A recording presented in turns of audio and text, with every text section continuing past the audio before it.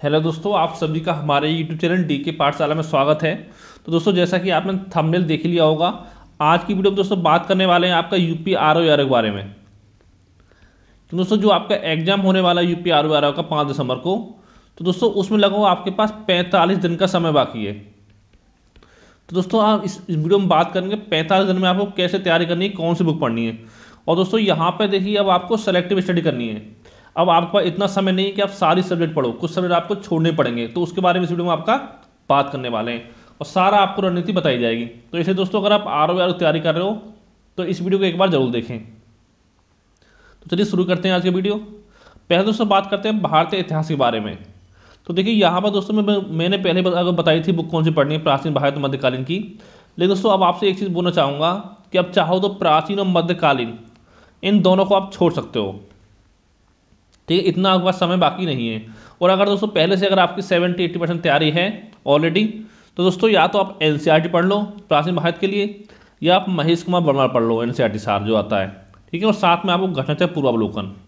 तो दोस्तों इनसे दोनों से मिला के ये मान चलो आपके 7 से 8 क्वेश्चन आपको एग्जाम में देखने को मिल जाएंगे। ठीक है, प्राचीन और मध्यकालीन भारत से। और अगर आपके पास समय नहीं है तो दोस्तों इसको आप छोड़ सकते हो। देखो दोस्तों, मेन टारगेट मेरा ये है, ऐसा नहीं कि आप इसको पढ़ लिया एक बार, इसको पढ़ लिया एक बार, इसको पढ़ लिया आपने, और एक बार आपने स्पेक्ट्रम पढ़ लिया, तो उससे दोस्तों क्या हो कि आपको जल्दी भूल जाओगे एग्जाम टाइम तक। तो दोस्तों इससे अच्छा ये है, अगर आप 10 बुक पढ़ो उससे अच्छा आप 7-8 बुक पढ़ लो। ठीक है, लेकिन उसको बार बार पढ़ो, वो ज़्यादा सही है। जैसे दोस्तों यहाँ बात करते हैं आधुनिक भारत की।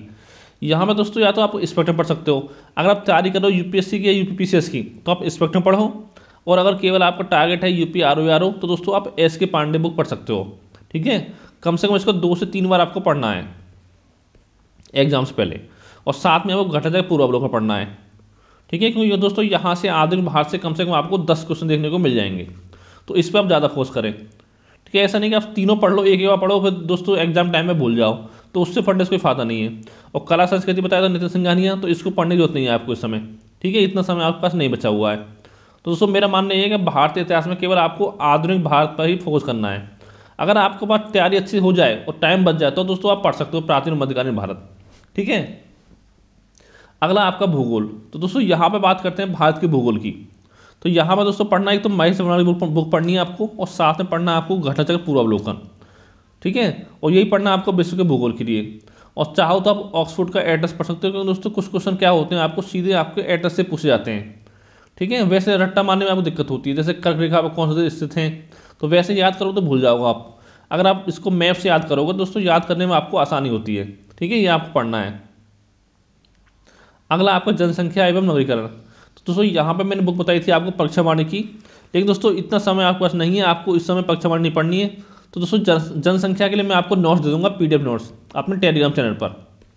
ठीक है, उनको पढ़ लेना, वही बुक सफिशिएंट है आपके लिए। ठीक है, लेकिन आपको छोड़ना नहीं इस टॉपिक को, जनसंख्या को। तो दोस्तों यहाँ पे आपको 4-5 क्वेश्चन पूछे जाते हैं। जो आपका एग्जाम होता है यूपीसीएस का, उसमें आपके 1 से 2 क्वेश्चन ही आते हैं यहाँ से, कभी कभी 1 क्वेश्चन भी नहीं आता है। लेकिन दोस्तों आरओ में आपके 4-5 क्वेश्चन कम से कम यहाँ से आपके आते हैं। ठीक है, अगला आपका संविधान एवं राज्य व्यवस्था। तो यहाँ पर बुक बताइए परीक्षावाणी पढ़ो या एम लक्ष्मीकांत। लक्ष्मीकांत के लिए समय आपके पास नहीं है अब, लेकिन दोस्तों मैं आपसे बोलूँगा आप परीक्षावाणी भी ना पढ़ें। ठीक है, अगर आपने अभी तक पढ़ ली तो अच्छी बात है, अगर अभी तक नहीं पढ़ी तो उसको भी ना पढ़ें। बस आप जो घटनाचक्र पूर्वावलोकन आता है जो आपका लेटेस्ट हो, यानी 19 का हो, 20 का हो, 21 का हो, उसको पढ़ना है आपको, लेकिन 2-3 बार कम से कम पढ़ें। क्योंकि दोस्तों इसमें आपके लगभग 10 क्वेश्चन के आसपास एग्जाम पूछे जाते हैं। अगर 10 क्वेश्चन आपके आएंगे तो 7 क्वेश्चन कम से कम दोस्तों आपको यहीं से मिल जाएंगे, घटनाचक्र पूर्वावलोकन से ही। ठीक है, और आपको पता होगा हर चैप्टर के स्टार्टिंग में आपकी कुछ थ्योरी दे रखी होती है, जो घटनाचक्र नए आते हैं आपको उनमें, तो वो जो जरूर पढ़नी है आपको। ठीक है, और साथ में जो ऑप्शन है उनका एक्सपेरिमेंट भी पढ़ना है। इससे अगला आपका है भारतीय अर्थव्यवस्था। तो दोस्तों यहाँ या तो पढ़ सकते हो परीक्षावाणी, और या दोस्तों आपका आता है अर्थव्यवस्था का अतिरिक्तांक जो आता है यानी पीडी का। ठीक है, वो पढ़ सकते हो, और साथ में घटनाचक्र पूर्वावलोकन। ठीक है, लेकिन दोस्तों मेन आपको फोर्स करना है आपको करंट अफेयर पर इसमें, या चाहो तो देखो इन दोनों को आप छोड़ सकते हो। ठीक है, क्यों दोस्तों आपके जो अर्थव्यवस्था क्वेश्चन आते हैं 9-10 क्वेश्चन आपके एग्जाम में आते हैं। या तो आप एक काम कर लो, घटनाचक्र पूर्वावलोकन पढ़ लो अच्छे से। ठीक है, अच्छी तरह से तैयार कर लो इसको तैयार कर लो, साथ में पूरा जो करंट अफेयर चीज़ें जैसे बजट हो गया आपका, आर्थिक सर्वे हो गया, ठीक है, यूपी का और आपका केंद्र सरकार का ये हो गया। ठीक है, जितना भी आपका डाटा होता है, गरीबी समय जो डाटा आपका निरंतर, और जो आपकी बुक आती है गणित आर्थिकी, इसको आप जरूर पढ़ें। ठीक है, तो यहाँ पर दोस्तों आपको ये दे रखा है कि फसल के उत्पादन में कौन सा राज्य पहले पे है, कौन सा देश पहले पे है। वैसे दोस्तों जितने भी इंपॉर्टेंट टॉपिक हैं आपके आर्थिकी के, वो मैंने अपने चैनल पर सारे कराए हुए हैं कवर। आप चाहो तो देख सकते हो, वहाँ पर आपको मिल जाएगी प्लेलिस्ट आर्थिकी 2021 के नाम से, उसमें आपको मिल जाएंगे सारे वीडियो। ठीक है, ये आपका हो गया अर्थव्यवस्था के लिए। अगला आपका विज्ञान एवं प्रौद्योगिकी। तो दोस्तों यहाँ पे आपको लूसेंट की आती है सामान्य विज्ञान, ये आप पढ़नी है। यहाँ पर दोस्तों एक तो आपका भौतिक विज्ञान आता है, रसायन आता है, और साथ में आपको जीव विज्ञान आता है। तो दोस्तों एक चीज़ बताना चाहूँगा आपको, आप चाहो तो रसायन विज्ञान को छोड़ सकते हो, आप जीव विज्ञान को अच्छे से तैयार करें और भौतिकी को अच्छे से तैयार करें। ठीक है, और साथ में पढ़ना आपको घटनाचक्र पूर्वावलोकन, यानी कि दोस्तों आप इस तरह से पढ़ें भौतिकी और जीव विज्ञान को कि अगर आपका घटनाचक्र पूर्वावलोकन क्वेश्चन आए या आपका लूसेंट की सामान्य विज्ञान से क्वेश्चन आए तो वो क्वेश्चन आपका गलत नहीं होना चाहिए। ठीक है, इस तरह से आपको पढ़ना है। इससे अगला आपका पर्यावरण एवं पारिस्थितिकी। तो दोस्तों यहाँ पे देखिए आप परीक्षा मानने जैसे छोड़ सकते हो, अब मेन फोकस करो आप घटनाचक्र पूर्वावलोकन पर, इसको पढ़ो 2 बार कम से कम। ठीक है, और साथ में आपको करंट अफेयर जरूर पढ़ना है। जैसे दोस्तों हाल में देखा होगा आपको रामसर स्थल में 4 स्थल आपके शामिल किए गए, तो कितने हो गए टोटल 46 हो गए आपके, यहाँ से क्वेश्चन बन सकता है। ठीक है, 53 आपका टाइगर रिजर्व हो गए, यहाँ से क्वेश्चन बन सकता है 51 53 में कौन सा था, या आपसे ये पूछ रहे कि कौन सा टाइगर रिजर्व कहाँ है, आपको किस राज्य में है। ठीक है, इस तरह से आपके क्वेश्चन यहाँ पे पूछे जाते हैं। और साथ में दोस्तों आपसे क्वेश्चन पूछ सकता है कि कौन सा आपका वायु प्रदूषण, कौन सा ध्वनि प्रदूषण की जिम्मेदार गैस है, ये सब चीज़ें आपकी पूछी जाती हैं। अगला देखते हैं आपका कृषि। तो दोस्तों यहाँ पे आपको परीक्षावाणी पढ़नी है, और अगर दोस्तों आप नहीं पढ़ना चाहते परीक्षावाणी तो दोस्तों मैं आपको PDF नोट्स दे दूँगा कृषि के लिए पूरे, जितनी भी आपके 4-5 क्वेश्चन यहाँ से बनते हैं वो आपका इसमें सारा कुछ कवर हो जाएगा। ठीक है, अगला आपका UPG की। तो दोस्तों ये भी आपको इंपॉर्टेंट पार्ट है, क्योंकि दोस्तों 10-12 क्वेश्चन तो कम से कम आपके एग्जाम में पूछे जाते हैं UP RO में UPG के से, और बहुत ही आसान है आपका। एक तो दोस्तों यहाँ पे आपको UP के करंट अफेयर कवर करना है पूरे 1 साल का, यानी मान चलो आपको 1 जनवरी से लेके आपका एग्जाम 5 दिसंबर को, तो ये मान चलो 15 नवंबर तक का आपको करंट अफेयर अपना तैयार करना है लगभग। ठीक है, और साथ में दोस्तों या तो आप परीक्षावाणी पढ़ो, या आपका घटनाचक्र पूर्वावलोकन जो आता है, घटनाचक्र आता है आपका उत्तर प्रदेश तथ्यसार जो आता है, उसको पढ़ो। अगर पढ़ने बैठे हो दोस्तों तो लगभग 15 से 20 घंटे में आप पूरा बुक इसमें खत्म कर दोगे। ठीक है, बहुत ही आसान होता है। और अगर पहले से आप किसी एग्जाम की तैयारी करो तो पहले भी आपने थोड़ा बहुत पढ़ा हुआ होगा। और साथ में पढ़ना आपको जो भी क्वेश्चन आपको पूछे गए हैं घटनाचक्र पूर्वावलोकन UPGK का। ठीक है, अगला आपका तर्क शक्ति परीक्षण। दोस्तों यहाँ पे भी आपके 14-15 क्वेश्चन पूछे जाते हैं, और दोस्तों बहुत ही आसान है यहाँ पे शुरू करना आपका। ठीक है, यहाँ पे क्या करना है, जो भी आपके पेपर हुए UP PCS के हुए CSET के, या UP RO के 2010 का होगा, 14 16 का एग्जाम जो हुआ था 2017 वाला। ठीक है, वो आपको पढ़ना है, पर जो क्वेश्चन आपको पूछे गए उन्हीं को आप अच्छे से सॉल्व कर लो। तो दोस्तों उसी पैटर्न पर आपके क्वेश्चन लगातार पूछे जाते हैं, उससे बाहर पैटर्न पर क्वेश्चन आपके नहीं आएंगे। और दोस्तों हो सकता है यहाँ पर आपका 1-2 क्वेश्चन कभी कभी मैथ से भी पूछ लिया जाता है। ठीक है, थोड़ा बेसिक आते हैं, ज़्यादा टफ क्वेश्चन आपके नहीं आते। अगर दोस्तों यहाँ पे 15 क्वेश्चन आपके आ रहे हैं तो 13 क्वेश्चन दोस्तों आप आसानी से सॉल्व उसमें कर सकते हो तर्क शक्ति परीक्षण में। अगला आपका समसामयिकी। तो दोस्तों यहाँ पे क्या फोकस करना है आपको, देखिए मैं आपको, अगर दोस्तों आपने पहले से तैयारी कर रखी है और आपने मंथली मैगजीन पढ़ी है तो अच्छी बात है।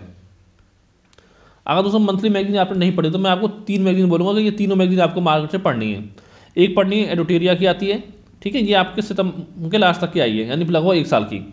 तो दोस्तों जो मेन फोकस करना है करंट अफेयर वो करना है आपको 1 जनवरी से लेके 15 नवंबर तक। अब दोस्तों ये जो मैगजीन आपकी आई हुई मार्केट में, ये दोस्तों आई हुई है आपका जो एग्जाम होने वाला है 24 अक्टूबर को UP PCS के लिए। उसके दोस्तों क्या होगा, उसके बाद लगभग आपको 1.5 महीने का मैगजीन और पढ़ना है।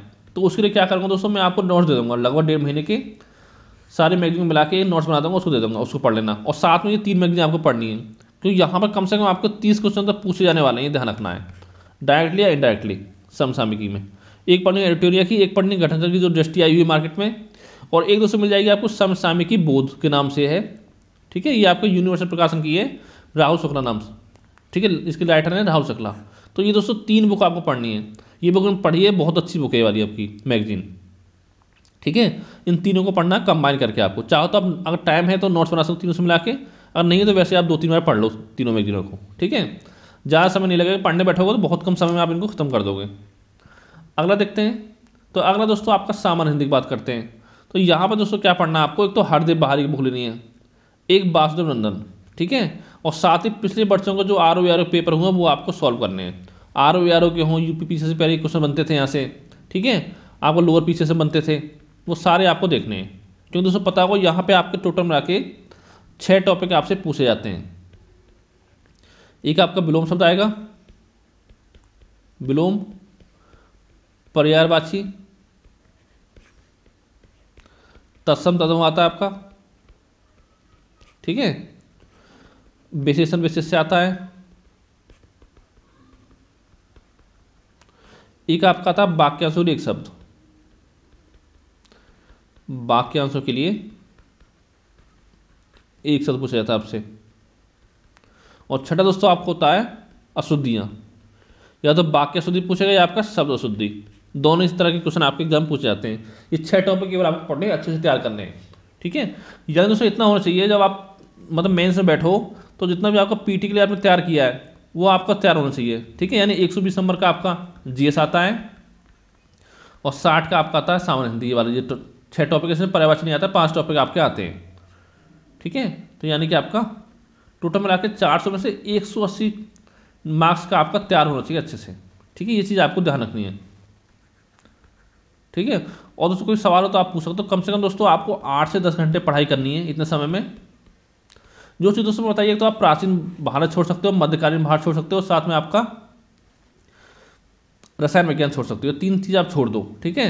तो अगर ये 3 चीज़ आप छोड़ दोगे तो समझ लो आपको 130 क्वेश्चन का फिर भी आपको तैयार कर लोगे आप, ठीक है। और 130 में से आपको 90 का टारगेट चलना, 90 प्लस का। अगर 90 आपके यहाँ से आगे और 50 प्लस आपके आगे सामान्य हिंदी में, तो दोस्तों अगर थोड़ी मेहनत कर लोगे, अगर आप डेली 2-2 घंटे पढ़ लोगे तो 50 प्लस सामान्य हिंदी में आप आराम से नंबर ले आओगे। तो यानी टोटल आपके 140 हो गए। और दोस्तों 140 क्वेश्चन पे आपका जो प्री एग्जाम है इसका क्वालिफाई हो जाएगा यूपी आरओ का, ठीक है। ये चीज़ आपको ध्यान रखनी होगी। और अगर कोई सवाल हो तो नीचे कमेंट करके आप पूछ सकते हो। तो थैंक यू फॉर वॉचिंग।